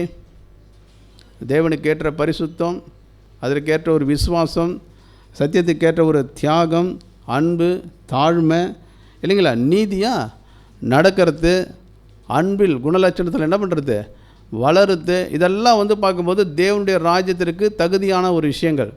இந்த ஒரு காரியத்தில் ஒரு தேவனுடைய பிள்ளைகள் வளராமல் நாம் வந்து அந்த ஒரு காரியத்தை குறித்தே நம்ம மறந்துட்டோம் அப்படின்னா நம்ம என்ன பண்ணுறோம் அப்படின்னு பார்க்கும்போது என்ன பண்ணுறோம், தேவனுக்கு செய்த பொருத்தனைக்கு உண்மையற்றவர்களாக போயிடுவோம் அப்படின்றத நம்ம பார்க்குறோம். ஏன் அப்படின்னா நம்ம தேவனுடைய ராஜ்யத்திற்குள்ளே போகணும் அப்படின்னா அதற்கேற்ற ஒரு விலை என்ன பண்ணணும், நம்ம கொடுக்க வந்திருக்கிறோம். அப்போ அதற்கேற்ற விலை என்ன அப்படின்னு பார்த்தீங்கன்னா நம்மளுடைய உலக வாழ்க்கை, நம்மளுடைய ஆசைகள், நம்மளுடைய விருப்பங்கள் இதெல்லாம் என்ன பண்ணணும், நம்ம தியாகம் செய்யணும். ஒருவேளை நம்மளால் தியாகம் செய்ய முடியல, இப்படிப்பட்ட எண்ணங்கள்லாம் நமக்குள்ளே உருவாகுது அப்படின்னா நம்ம செய்த பொருத்தனை என்ன பண்ணிடுறோம், நம்ம மறந்துடுறோம். மாம்சத்துக்கு என்ன பண்ணிவிடுறோம் அப்படின்னு பார்க்கும்போது இடம் கொடுத்துட்றோம் அப்படின்றத நம்ம பார்க்குறோம். ஓகேங்களா? ஃபஸ்ட்டு என்ன பார்த்தோன்னா மேட்டிமையான கண். இது வந்துச்சு, இந்த மேட்டிமை வந்தனால அது அடுத்தது எதுக்குள்ளே வழி நடத்துனா பொய் நாவு. அப்படின்னா செய்த உடன்படிக்கை அது என்ன பண்ணாது, மறக்க செய்யும். மூணாவது அப்படி என்னன்னு பார்க்கும்போது இந்த ரெண்டு விஷயங்கள் உள்ளே வந்ததுன்னா மூணாவது ஒரு விஷயங்கள் ஆட்டோமேட்டிக்காக என்ன பண்ணிவிடும், ஸ்டார்ட் ஆகிடும். என்ன அப்படின்னு பார்த்தீங்கன்னா குற்றமற்றவர்களுடைய ரத்தம் சிந்தும் கை. இது எங்கே வரும்? குற்றமற்றவர்களுடைய ரத்தம் சிந்தும் கை எங்கே வரக்கூடாது? இது சபைக்குள்ளே நடக்கிற விஷயத்தை தான் அங்கே ஆண்டவர் என்ன பண்ணுறாரு சொல்கிற. அப்போ இந்த ஒரு விஷயம் வந்து பார்க்கும்போது சபைக்குள்ளே என்னது வந்துடக்கூடாது. இது வந்துருச்சுனாலே என்ன ஆகிடுன்னு பார்க்கும்போது ஒரு விஷயம் நடக்கும். என்ன அப்படின்னு பார்த்தீங்கன்னா எல்லாவற்றையும் என்ன பண்ணுவோன்னா ஒருத்தங்க வந்து செய்த உடன்படிக்கை மறந்துட்டாலே, அவங்களோட நோக்கத்தை மறந்துட்டாலே அடுத்தது மற்றவங்களெல்லாம் என்ன பண்ணிவிடுவாங்க, பார்க்க ஆரம்பிச்சிடுவாங்க. எல்லாரையும் என்ன பண்ணுவாங்கன்னு பார்க்கும்போது குற்றம் கண்டுபிடிக்கிற ஒரு காரியம். ஒருத்தர் தப்பே என்ன பண்ணியிருக்க மாட்டாங்க, அப்படிப்பட்ட சிந்தையே அவங்களுக்குள்ள இருக்காது, எண்ணங்கள் அந்த மாதிரி இருக்காது. அவங்க நன்மை செய்யணும்னு தான் நினைப்பாங்க. சகோதரர்கள் சகோதரிகள் நன்மை செய்யணும், சத்தியத்திற்காக வாழணும், சத்தியத்துக்காக இந்த காரியங்கள் செய்யணும், இப்படி தான் அவங்களுடைய எண்ணங்கள்லாம் என்ன பண்ணணும் இருக்கும். ஆனால் அப்படி பற்றவர்களையும் அவங்க என்ன பண்ணுவாங்கன்னு பார்க்கும்போது இந்த ஒரு கேரக்டர் வந்துடுறதுனாலே அடுத்தது வந்து பார்க்கும்போது குற்றம் கண்டுபிடிக்கிறது இல்லைங்களா. அதை தான் அங்கே சொல்லும்போது குற்றமற்றவர்களுடைய ரத்தம் சிந்தும் கை இல்லைங்களா. இது வந்து யாருக்கும் நடந்தது அப்படின்னு பார்க்கும்போது நமது ஆண்டவராகிய இயேசு கிறிஸ்து கூட என்ன பண்ணாங்க, ஒரு வசனம் படிக்கிறோம் இல்லையா, முகாந்திரம் இல்லாமல் என்ன பண்ணாங்க பாருங்கள், அவருடைய நல்ல வேலை, அவருடைய நல்ல கிரியைகள், செயல்பாடுகள். அப்போ இதை எல்லாத்தையும் என்ன பண்ணாங்கன்னு பார்க்கும்போது குற்றம் என்னது படுத்தக்கூடிய ஒரு விஷயம். ஏன் குற்றப்படுத்தினாங்க இயேசு கிறிஸ்துவை? ஏன் குற்றப்படுத்தினாங்க? ஏன் குற்றப்படுத்தினா இவங்களுடைய எண்ணங்கள் என்னது தேவனுடைய சித்தத்துக்கு ஏற்றதாக இல்லாததுனால மற்றவர்களை நல்லது செய்யக்கூடியவங்களையும் அவங்க என்ன பண்ணுவாங்கன்னு பார்க்கும்போது குற்றமாக என்னது பார்க்கக்கூடிய ஒரு விஷயம் இல்லைங்களா. அதனால தான் ஒரு வசனம் நம்ம படிக்கலாம் பாருங்கள், பிரசங்கி 9:10.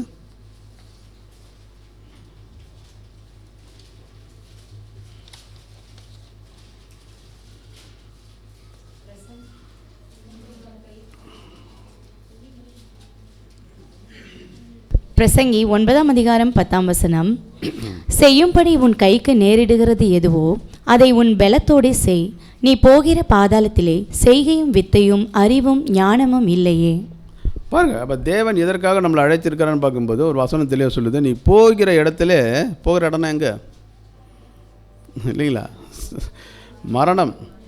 மறித்ததுக்கப்புறம் நீ தேவனுக்காக எதையும் என்ன பண்ண முடியாது, செய்ய முடியாது இல்லைங்களா. நீ போகிற பாதாளத்தில் செய்கை வித்தையும் இல்லை. நீங்கள் ஏதாவது செய்யணுன்னா இப்போ என்ன பண்ணு, தேவனுக்காக செய் இல்லைங்களா. அப்போ தேவன் கொடுத்துருக்கிற வாய்ப்புகளை ஒரு தேவனுடைய பிள்ளைகள் சரியாக என்ன பண்ணணும், பயன்படுத்தி கொள்ளணும். அதை விட்டுட்டு நம்ம என்ன பண்ணிடக்கூடாதுன்னு சொல்கிறாருன்னா, அந்த ஒரு அசுத்தாவிகளுடைய கிரியைகளை நம்ம என்ன பண்ணக்கூடாது, குற்றம் இல்லை குற்றமற்றவர்களுடைய ஆமாம் இல்லைங்களா. ஒரு அதுதான் என்ன சொல்கிறேன்னா, மற்றவங்கள்ட்ட நல்ல பேர் வாங்கணுன்றதுக்காக மற்றவங்களை குறித்து என்ன பண்ணுறது, குறை சொல்கிற ஒரு விஷயம் இல்லைங்களா. ஒருத்தவங்களுடைய நற்பெயரை கெடுக்கிற ஒரு விஷயம். இதெல்லாம் வந்து பார்க்கும்போது உலகம் வேணாலும் நம்ம யாருக்கு அந்த மாதிரி பண்ணுறோமோ அவங்க வேணால் அதை என்ன பண்ணலாம், மெச்சிக்கொள்ளலாம். கண்டி தேவன் ஒருபோதும் அதை என்ன பண்ண மாட்டார், மெச்சிக்கொள்ள மாட்டார். அப்படின்னா தேவனுக்கு ஏதாவது செய்யணும்னு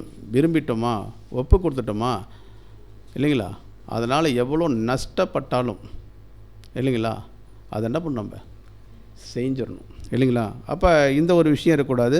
ஒரு வேளை வந்து பார்க்கும்போது இந்த மாதிரி வந்து பார்க்கும்போது சகோதரர்களுக்கு விரோதமாக சில காரியங்கள் பண்ணுறாங்க அப்படின்னா அடுத்தது அவங்க என்ன ஒரு கேரக்டருக்குள்ளே போயிடுவாங்கன்னு பார்க்கும்போது தூராலோசனையை பிணைக்கும் இருதயம். இது கூட யாருக்கு விரோதமாக தான் நடக்கணும், எல்லாமே என்னது எங்கே தான் நடக்கும், சபைக்குள்ளே நடக்கும் இல்லைங்களா.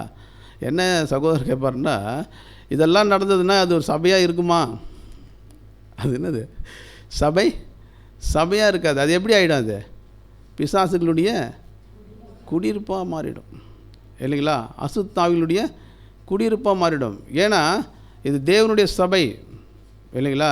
தேவனும் கிறிஸ்துவும் இங்கே என்ன பண்ணணும், இருக்கணும். ஏன்னா அவங்க தான் சபைக்கு என்னது தலை.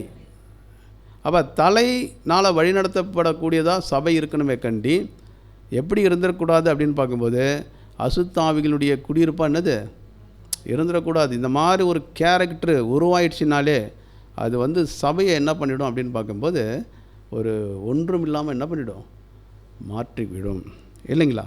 சரி, அப்போ துராசனையை பிழைக்கும் அந்த ஒரு இருதயத்தை பற்றி நம்ம படிக்கும்போது நீதிமொழிகள் 10:8 படிக்கலாம் பாருங்க.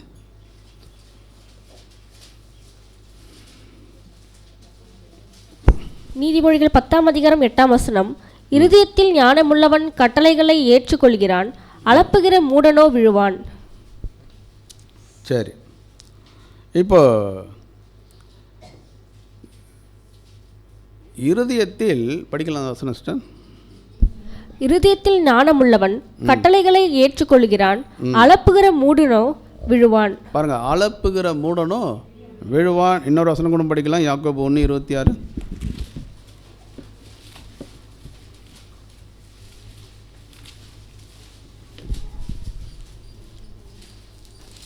யாக்கோபு 1:26. உங்களில் ஒருவன் தன் நாவை அடக்காமல் தன் இருதயத்தை வஞ்சித்து தன்னை தேவபக்தி உள்ளவன் என்று எண்ணினால் அவனுடைய தேவபக்தி வீணா இருக்கும்.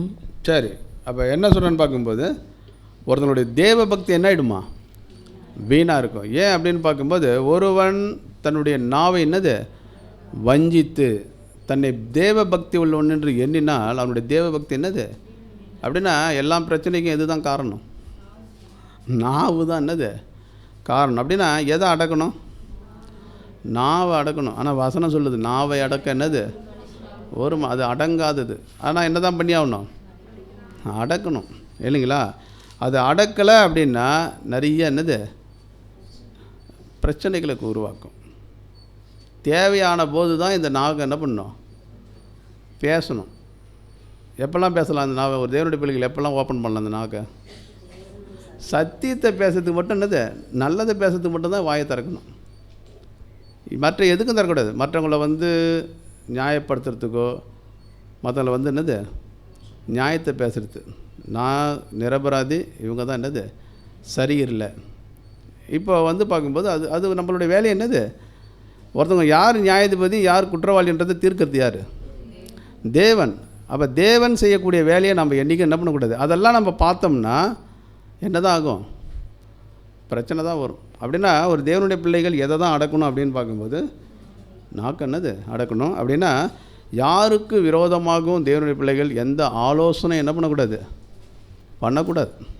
ஆலோசனை பண்ணலாம். எதுக்கு பண்ணலாம்?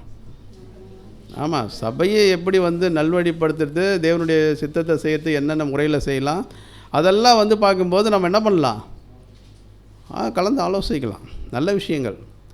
ஆனால் தனிப்பட்ட முறையில் ஒருத்தவங்களுக்கு விரோதமாலாம் என்ன பண்ணக்கூடாது, ஆலோசனை பண்ணக்கூடாது. ஏன்னா வசனம் சொல்லுது, ஒருவன் தேவனுடைய ஆலயத்தை கெடுத்தால் தேவன் அவனை என்ன பண்ணுவார், கெடுப்பார். நம்ம மூலயமாக வந்து பார்க்கும்போது நம்ம ஆலோசனை பண்ணி ஒருத்தவங்களுக்கு விரோதமாக ஒரு விஷயங்கள் பண்ணி அதன் மூலமாக ஒருத்தவங்க இடரல் அடைகிறாங்கன்னு வச்சிங்க, தேவன் அப்படிப்பட்டவங்களை சும்மா விட்டுருவாரா? தேவன் என்ன பண்ண மாட்டார் தெரியுங்களா? விட மாட்டார், இல்லைங்களா? அப்போ தண்டனைக்கு என்ன பண்ண முடியாது, தப்ப முடியாது அப்படின்றத நம்ம பார்க்குறோம். 5வது வசனம் என்ன அப்படின்னு பார்த்தீங்கன்னா, தீங்கு செய்வதற்கு விரைந்தோடும் கால். அடுத்து பாருங்கள், துராலோசனை பிணைக்கும் இருதயம். இந்த இருதயம் வந்துட்டதுனாலே அடுத்து என்ன பண்ணுவாங்க அப்படின்னு பார்த்தீங்கன்னா, தீங்கு செய்வதற்கு பாருங்கள் ஒரு ஸ்பீடாக பண்ணுவாங்க எல்லாத்தையும். என்னது, அவங்களால ஒரு விஷயத்தை என்ன பண்ண முடியாதுன்னா கண்ட்ரோல் பண்ண முடியாது, அடைக்கலாம் என்ன பண்ண முடியாது, வைக்க முடியாது. இதில் என்ன சொல்கிறாங்க அப்படின்னு பார்க்கும்போது, இது என்ன ஆகிடுன்னு பார்க்கும்போது சமாதானத்தை, சபையினுடைய சமாதானத்தை என்னது கெடுத்துடும். அப்போ ஒரு தேவனுடைய பிள்ளைகள் எதை சொல்கிறதுக்கு தான் விரைந்து போகணும், கால் எதுக்கு தான் விரைந்து போகணும்? ஆமாம், சத்தியத்தை சொல்கிறதுக்கு தான் போகணும். ஆனால் சத்தியத்தை சொல்கிறதுக்கு யாரும் என்ன பண்ண மாட்டாங்க, போக மாட்டாங்க. ஏன்னா சத்தியத்தை சொன்னால் என்ன ஆகும், போயிட்டு திட்டுவாங்க, அடிப்பாங்க, இல்லைங்களா, அவமானப்படுத்துவாங்க. ஆனால் இதெல்லாம் பேசுறதுக்கு யாரும் என்ன பண்ண மாட்டாங்க, போக மாட்டாங்க, சத்தியம் பேச போக மாட்டாங்க. எதுக்கு போவாங்க அப்படின்னு பார்க்கும்போது, இல்லைங்களா, தீமை பேசுவதற்கு, தீமை செய்வதற்கு. ஏன்னா வசனம் சொல்லுது, ஏசாயா 52:7 என்ன படிக்கிறோன்னா, சமாதானத்தை கூறி நற்காரியங்களை சுவிசேஷமாய் அறிவிக்கிற அவங்களுடைய பாதங்கள் எப்படி இருக்குதுன்னா மலைகளின் மேல் அழகாக இருக்குது. அப்போ இதை தான் தேவன் என்ன பண்ணுறாருன்னா அழகாக என்ன பண்ணுறாரு, அவங்களுடைய பாதங்கள் அழகாக. இந்த மாதிரி தீமை செய்யறதுக்கு விரைந்து ஓடுறாங்கன்னு வச்சுங்க, அவங்கள எப்படி பார்ப்பார் தேவன்? அருவருப்பாக என்ன பண்ணுவார், பார்ப்பார். அப்படின்னா இது தேவனுக்கு பிரியமில்லாத காரியம். நீதிமொழிகள் 12:20 படிக்கலாம் பாருங்க.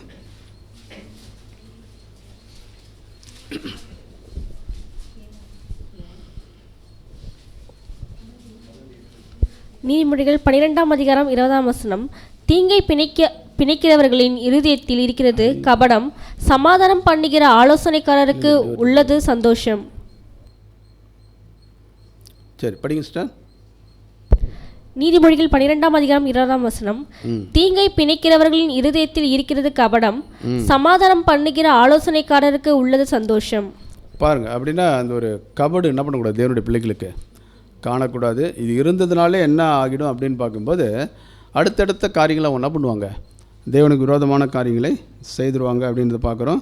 அடுத்தது 6வது என்ன அப்படின்னு பார்க்கும்போது, அபத்தம் பேசும் பொய் சாட்சி. பொய் சாட்சின்னா பொய் சாட்சி. இதுவும் எங்கே தான் நடக்கும், இது உலகத்தில் நடக்குது. எங்கே தான் நடக்கும், சபையில் நடக்கும். என்ன நடக்கும்னா, பொய் சாட்சின்னா என்னது, நடக்காததை நடந்தது போல் என்ன பண்ணுறது சொல்லுவாங்க. எப்படி சொல்லுவாங்க, நடக்காததை நடந்தது போல் சொல்கிறதுனா என்ன பண்ணுவாங்க, யாரோ ஒருத்தவங்க சொல்லியிருப்பாங்க, இவங்க காதால் என்ன பண்ணியிருப்பாங்க, கேட்டிருப்பாங்க. அப்போ கேள்விப்பட்டதை பார்த்தா மாதிரியே என்ன பண்ணுவாங்க, சொல்லுவாங்க. அது வந்து என்ன விஷயங்கள், அவங்க அப்படி பேசியிருப்பாங்களா பேசியிருக்க மாட்டாங்களா, இந்த சகோதரன் இப்படியா இந்த சகோதரி அப்படியான்ட்டு என்ன பண்ண மாட்டாங்க.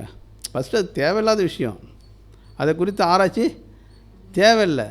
ஆனால் என்ன பண்ணுறது அப்படின்னு பார்க்கும்போது, நடக்காதது என்னது அப்படியே பார்த்தா மாதிரியே என்ன பண்ணுவாங்க தெரியுங்களா சொல்லக்கூடிய ஒரு காரியம். அப்படின்னா ஒரு தேவனுடைய பிள்ளைகள் என்னென்னு பண்ணணும்னு பார்க்கும்போது உண்மை என்ன அப்படின்றத என்ன பண்ணணும், விசாரிக்கணும்.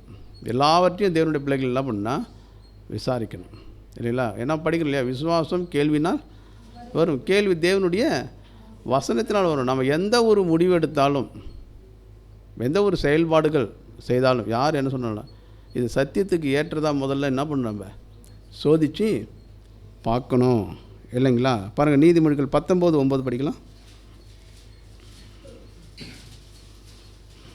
நீதிமொழிகள் 19ஆம் அதிகாரம் 9ஆம் வசனம். பொய் சாட்சிக்காரன் ஆக்கினைக்கு தப்பான், பொய்களை பேசுகிறவன் நாசமடைவான். பாருங்க, பொய்களை பேசுகிறவன், பாருங்க, பொய் சாட்சிக்காரன் நாசம் அடைவான், பொய்களை பேசுகிறவன் என்ன ஆகிடுவான், ஆக்கினைக்கு ஒரு தண்டனை அவங்களுக்குள்ளே இருக்கும் அப்படின்னு சொல்கிறாரு. 7வது நம்ம படிக்கும்போது என்னது, 7வது என்னது, சகோதரர்களுக்குள்ளே விரோதத்தை உண்டு பண்ணுதல் இல்லைங்களா. அப்படின்னா எபிரேயர் 13:1 படிக்கிறோம், என்ன பண்ணுறோம், சகோதர சிநேகம் நிலைத்திருக்க கடவுது இல்லைங்களா. அப்போனா அந்த சகோதர சிநேகத்தில் நம்ம என்ன பண்ணணும், நம்ம வளரணும். ஏன் நம்ம எல்லாம் சகோதர சகோதரிகள், ஏன் சகோதர சிநேகத்தில் வளரணும், ஒரே சரீரம், ஒரே சத்தியத்துக்குள்ளே இருந்திருக்கோம், ஒரே ரத்தம், ஒரே ரத்தத்தினால் என்ன பண்ணப்பட்டிருக்கிறோம், நம்ம மீட்கப்பட்டிருக்கிறோம். அப்போ ஒவ்வொரு சகோதர சகோதரிகளை பார்க்கும்போதும் நமக்குள்ளே என்ன வரணும் அப்படின்னு பார்க்கும்போது கிறிஸ்துவின் அன்பினால் என்னது, அன்பு பொங்கணும் இல்லைங்களா. எல்லார்கிட்டையும் 1008 குறைபாடுகள் என்ன பண்ணலாம் இருக்கலாம். ஆனால் ஒரு தேவனுடைய பிள்ளைகள் முகத்தை பார்க்கும்போது, ஏன்னா பாருங்கள், யாக்கோபு பாருங்கள், சிமியோன் அவர் தவறு பண்ணாருன்னு தெரியும், ரூபன் தப்பு பண்ணாருன்னு தெரியும். ஆனால் அவங்களுக்கு பிரச்சனைன்னு வரும்போது யாக்கோபு என்ன பண்ணுறாரு தெரியுங்களா, என்ன பண்ணுறாரு, கண்ணீர் வடிக்கிறார். தாவீதை பாருங்கள், அப்சலோம் யார், அப்பாவே கொல்ல என்னது வந்தவர் தான். ஆனால் அப்சலோமுக்கு ஒரு பிரச்சனைன்னும் போது தாவீது என்ன பண்ணுறாரு, கண்ணீர் வடிக்கிறார். ஒரு தேவனுடைய பிள்ளைகளுக்கு உண்மையான அன்பு இது தான் இல்லைங்களா. மற்றவங்க விழுந்து போகிறது, மற்றவங்க கஷ்டப்படுறது இல்லைங்களா, இதை பார்த்து உண்மையான தேவனுடைய அன்புக்குள்ளே இருக்கிறவங்க என்ன பண்ண மாட்டாங்க தெரியுங்களா, சந்தோஷப்பட மாட்டார்கள் இல்லைங்களா. அப்போ என்ன நம்ம பண்ணணும்னா, சகோதரர்களுக்குள்ளே விரோதத்தை என்னது, இது யாருடைய கேரக்டர் அப்படின்னு பார்க்கும்போது, யாருடைய கேரக்டரு, சாத்தானுடைய கேரக்டர் இல்லைங்களா. காயின் ஆபேலுக்குள்ளே அங்கே என்ன பண்ணுறான், விரோதத்தை உண்டு பண்ணுறான். இதெல்லாம் யாருடைய கேரக்டர் அப்படின்னு பார்க்கும்போது சாத்தானுடைய கேரக்டரு. இது ஒரு தேவனுடைய பிள்ளைகளுக்குள்ளே என்ன பண்ணக்கூடாது, இருக்கக்கூடாது. ஏன் அப்படின்னு பார்க்கும்போது நம்ம எதுக்குள்ளே இருக்கிறோன்னா, அன்பின் பிரமாணத்துக்குள்ளே என்ன பண்ணுறோம், நம்ம இருக்கிறோம். அதை தான் நம்ம படிக்கிறோம் பாருங்கள். யாக்கோபு 4ஆம் அதிகாரம் 11-12. 4ஆம் அதிகாரம் 11ஆம் வசனம் 12ஆம் வசனம். சகோதரரே, ஒருவருக்கொருவர் விரோதமாய் பேசாதிருங்கள். சகோதரனுக்கு விரோதமாய் பேசி தன் சகோதரனை குற்றப்படுத்துகிறவன் நியாயப்பிரமாணத்திற்கு விரோதமாய் பேசி நியாயப்பிரமாணத்தை குற்றப்படுத்துகிறான். நியாயப்பிரமாணத்தை குற்றப்படுத்துவாயானால் நீ நியாயப்பிரமாணத்தின்படி செய்கிறவனாய் இராமல் அதற்கு நியாயாதிபதியாய் இருப்பாய். நியாயப்பிரமாணத்தை கட்டளையிடுகிறவர் ஒருவரே, அவரே ரட்சிக்கவும் அழிக்கவும் வல்லவர். மற்றவனை குற்றப்படுத்துகிறதற்கு நீ யார்? பாருங்கள், அப்போ மற்றவர்களை குற்றப்படுத்துவதற்கு நீ யார். இது பார்க்கும்போது துணிகரமாக இந்த ஒரு விஷயத்தை நம்ம என்ன பண்ணிவிடுவோம், மற்றவர்களை குற்றப்படுத்துறதுன்னா என்னது, தனிப்பட்ட முறையில் கூட அவங்கள பற்றி என்ன பண்ணக்கூடாது, பேசக்கூடாது. அதனால தான் என்ன சொல்கிறேன்னா, தீமையை பேசாதீர்கள். இந்த வசனத்துக்கு சகோதரர் என்ன ஒரு விளக்கம் கொடுக்குறாரு அப்படின்னு பார்க்கும்போது, தீமையை என்ன பண்ணாதீங்க. இப்போ நியாயப்பிரமாணம்னா இது பார்க்கும்போது எந்த நியாயப்பிரமாணத்தை பற்றி பேசுது, அன்பின் பிரமாணம், பொன்னான பிரமாணத்தை பற்றி. உன்னை போல் பிறனை என்ன பண்ணு நேசிக்கிற ஒரு விஷயத்தை இங்கே என்ன பண்ணப்படுதுன்னா சொல்லப்படுது. அப்படின்னா ஒரு தேவனுடைய பிள்ளைகள் யாரையும் அவமானப்படுத்தும் விதமாக, குற்றப்படுத்தும் விதமாக இந்த ஒரு காரியத்தை என்ன பண்ணக்கூடாது, பேசக்கூடாது. ஏன்னா சகோதரர் சொல்கிறார், இது கடவுளால் தடை செய்யப்பட்டுள்ளது. கடவுளால் என்னது, தேவனே என்ன பண்ணுறேன்னா, யாரை குறித்து நீங்கள் என்ன பண்ணாதீங்க, தீமையாக என்ன பண்ணாதீங்க, பேசாதீங்க. அப்போ தேவனே இதை தடை பண்ணி இருக்கும்போது ஒரு தேவனுடைய பிள்ளைகள் இதை பற்றி என்ன பண்ணாது, யாரை குறித்து என்ன பண்ணக்கூடாது, பேசக்கூடாது. இப்போ இல்லை பிரதர், நான் பார்க்கும்போது உண்மையை தான் என்ன பண்ணுறேன் அவங்க அந்த மாதிரி என்ன பண்ணியிருக்கிறாங்க, செய்திருக்கிறாங்க. அந்த சகோதரன் அந்த சகோதரி இந்த மாதிரி என்ன பண்ணியிருக்கிறாங்க, பேசியிருக்கிறாங்க.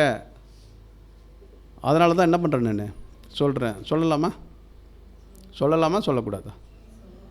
என்ன சொல்கிறாருன்னா, குற்றச்சாட்டு உண்மையாக இருந்தாலும் கூட, குற்றச்சாட்டு உண்மையாக இருந்தாலும் கூட அதை பற்றி மற்றவங்கிட்ட என்ன பண்ணாத, பேசாத. அப்படி நீ பேசணுன்னா அது வந்து தீமையை என்ன பண்ணுற, நீ தீமை பேசுகிற இல்லைங்களா? அப்போ அதை பற்றி என்ன பண்ணக்கூடாது, நம்ம அது உண்மையாக இருந்தால் கூட பேசக்கூடாது.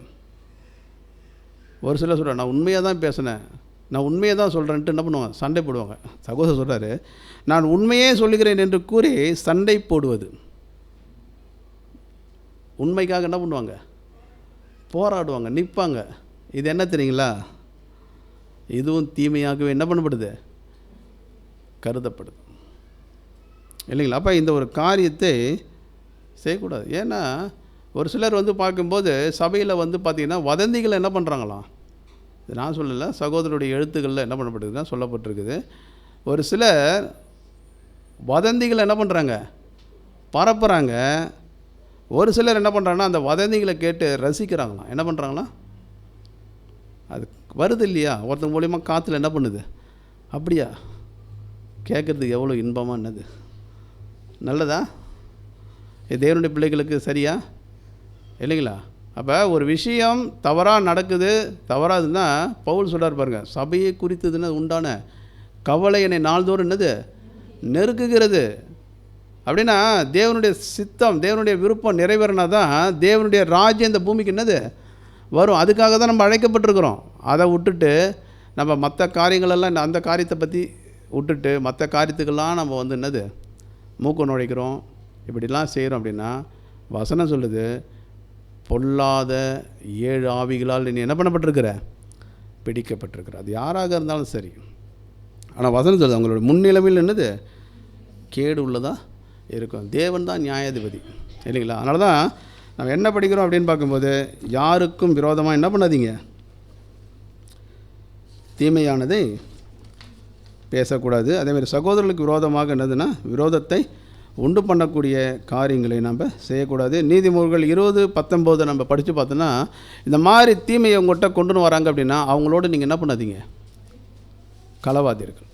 தீமையாக ஒருத்தர் அப்படியே ஸ்டாப் பண்ணணும். பிரதர் நீங்கள் என்னது வேறு காரியத்தை குறித்து என்ன பண்ணலாம், பேசலாம், ஸ்டாப் பண்ணுங்க. யாருக்கு நம்ம பயப்படணும், தேவனுக்கா? தேவனுக்கு பயப்படணும் இல்லைங்களா? ஸ்டாப் பண்ணுறத அந்த வேலையை நம்ம தெளிவாக என்ன பண்ணணும், பார்க்கணும். ஒரு வேளை நம்ம அதுக்கு இது பண்ணோம்னா, இந்த மாதிரி ஒரு கேரக்டர் ஒருத்தவங்களுக்குள்ளே இருந்தால் அவங்கள தான் இயேசு கிறிஸ்து சொல்கிறார். என்ன அப்படின்னா லூக்கா 11:23 மறுபடியும் படிக்கலாம். லூக்கா 11:23 என்னோடே இராதவன் எனக்கு விரோதியாக இருக்கிறான், என்னோடே சேர்க்காதவன் சிதறடிக்கிறான். பாருங்கள், என்னோடே இருக்காதவன் எனக்கு எப்படி இருக்கிறான், விரோதியாக இருக்கான். என்னோடே சேர்க்காதவன் அவன் மற்றவங்களை என்ன பண்ணுறான், இந்த மாதிரி கேரக்டர் இருந்துச்சு அப்படின்னா அவங்க மற்றவங்கள வந்து சிதறடிக்கக்கூடிய வேலைகளை என்ன பண்ணுவாங்க. தேவன் நமக்கு அப்படிப்பட்ட வேலையை கொடுக்கல. எப்படிப்பட்ட வேலையை தேவன் கொடுத்துருக்கிறான், எல்லோரும் என்ன பண்ணணும், கிறிஸ்துவுக்குள் ஒன்றாக என்ன பண்ணணும், கூட்டி சேர்க்குற வேலையை செய்யணும். கண்டி பிரிக்கிற வேலை, சிதறடிக்கக்கூடிய வேலை இல்லைங்களா? நம்ம வந்து சில இது இருக்குது இல்லையா, கட்சியெலாம் இருக்கும், என்ன பண்ணுவோம், அதுக்கு என்ன சொல்லுவாங்க, டீமாக என்ன பண்ணுறது, இந்த மாதிரிலாம் என்ன பண்ணக்கூடாது, தேவனுடைய பிள்ளைகள் இருக்கக்கூடாது இல்லைங்களா? ஒன்னஸ் இல்லைங்களா, ஒரே இருதயம், ஒரே சிந்தை இல்லைங்களா, ஒரு மனம். அது ரொம்ப என்னது தேவனுடைய பார்வையில் எப்படி இருக்குன்னா ஒரு நறுமணமாக என்னது காணப்படும். அப்படின்னா கடைசியாக என்ன ஒரு கொஸ்டின் கேட்டு நம்ம இந்த சப்ஜெக்டை முடிக்கிறோம் அப்படின்னு பார்க்கும்போது, ஒரு புது சிருஷ்டிக்குள்ளே இந்த பிசாசு வருமா? இப்போ நம்ம படித்தோம் இல்லையா 7 ஆவிகள், இது வந்து ஒரு புது சிருஷ்டிக்குள்ளே வருமா? அப்போ புது சிருஷ்டிக்குள்ளே என்ன பண்ணாது, வராது. வருதுன்னா ஆமாம் இல்லைங்களா? நம்மளுடைய இருதயம் எப்படி இருக்குது அப்படின்றத நம்ம சோதிக்கணும். ஒரு வேளை இதை நம்ம ஜெயிக்கணும், வந்துடுச்சு, வராமல் தடுக்கணுன்னா என்ன பண்ணலாம்? ஏதாவது மாற்று மருந்து ஏதாவது இருக்குதா பிரதர்? ஏதாவது இருக்குதா? எல்லாத்துக்கும் பைபிளில் என்ன இருக்குது, மருந்துலாம் இருக்குது. அதை நாம் தான் என்ன பண்ணணும். ஆமாம், சரி. என்ன பிலிப்பியர் 4:8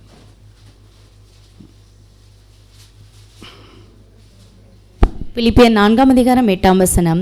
கடைசியாக சகோதரரே, உண்மை உள்ளவைகள் எவைகளோ, ஒழுக்கமுள்ளவைகள் எவைகளோ, நீதி உள்ளவைகள் எவைகளோ, கற்புள்ளவைகள் எவைகளோ, அன்புள்ளவைகள் எவைகளோ, நற்கீர்த்தி உள்ளவைகள் எவைகளோ, புண்ணியம் எதுவோ, புகழ் எதுவோ, அவைகளையே சிந்தித்து கொண்டிருங்கள். சரி, இந்த 7 விஷயங்கள், 7 பிசாசுகள் முழுமையாக நமக்குள்ளே வரக்கூடாதுன்னா இந்த 8 காரியங்களை ஒருத்தவங்க என்னது கரெக்டாக ஃபாலோ பண்ணாங்கன்னா எது வராது? ஆமாம், இந்த அசுத்தாவிகள் உள்ளே வராமல் நம்ம என்ன பண்ணலாம்? தடை பண்ணலாம். பொறுமையோடு கேட்டவங்களை தேவன் தாமே ஆசீர்வதிப்பார்.